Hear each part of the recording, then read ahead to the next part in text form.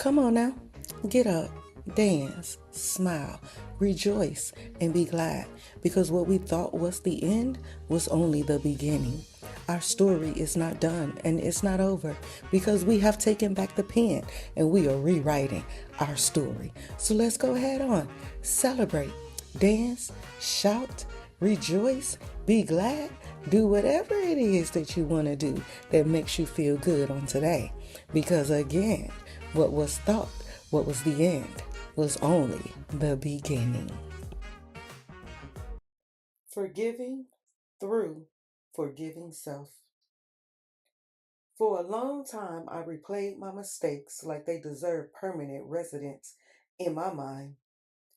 Every wrong decision, every moment I stayed too long, every time I ignored my own worth just to be loved, accepted, and understood. I punished myself quietly, smiled on the outside, but inside I carried shame like it was part of my identity. I told myself time and time again that I should have known better, should have walked away sooner, should have been stronger, should have been smarter, and doggone it, you should have been different.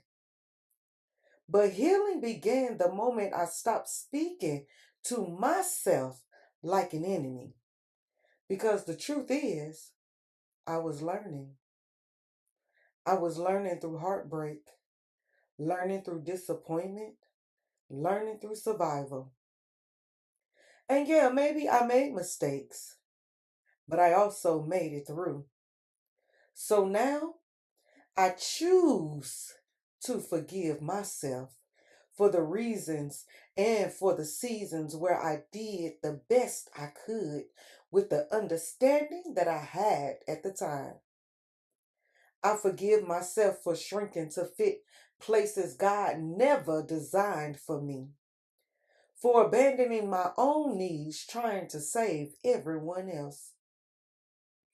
I forgive myself for the moments I doubted my worth, for the tears I hid, for the boundaries I didn't set, for the love I gave away so freely. And most importantly, I forgive myself for being human. I am no longer carrying guilt for versions of me that were still growing. That woman deserved compassion too. So now, when I look in the mirror, I do not see failure. But what I do see is I see resilience. I see wisdom. I see someone who keeps evolving through every painful lesson life offered. And today, I release the weight of who I used to be because I deserve peace too. Forgiveness didn't come too easily for me.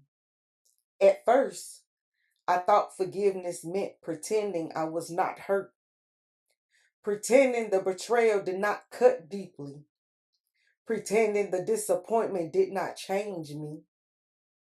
So I carried everything, every harsh word, every broken promise, every moment I gave my heart to people who handled it carelessly.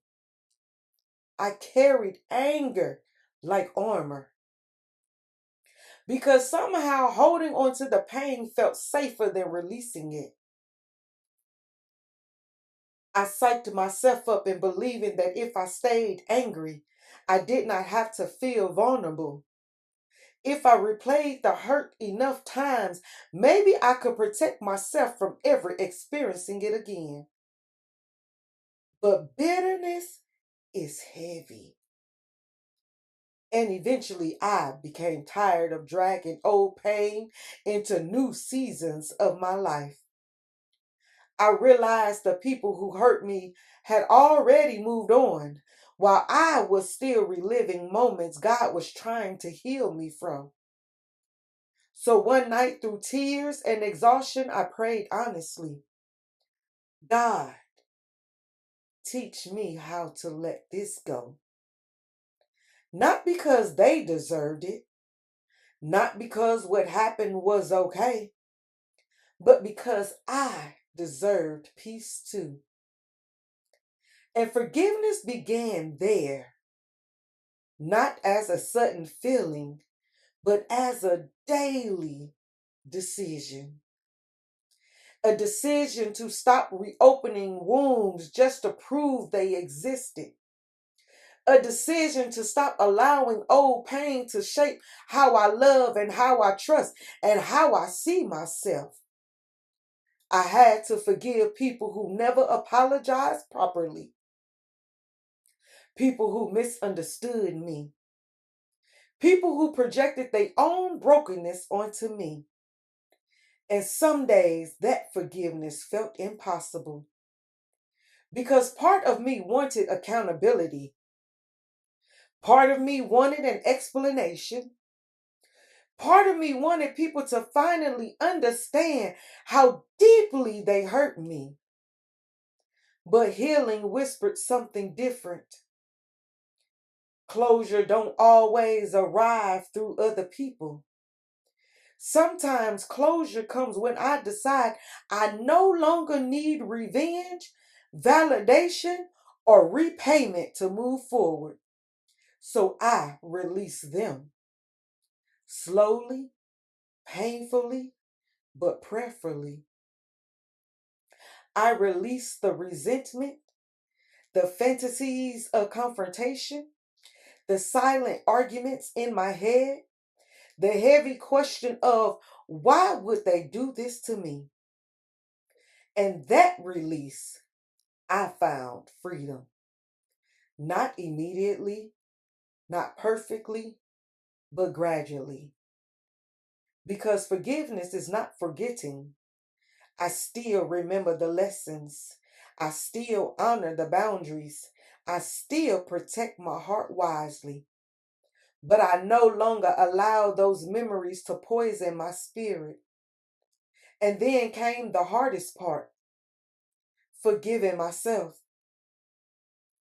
Forgiving myself for staying too long in places that drained me, for accepting less than I deserved, for abandoning my own needs while trying to save everyone else.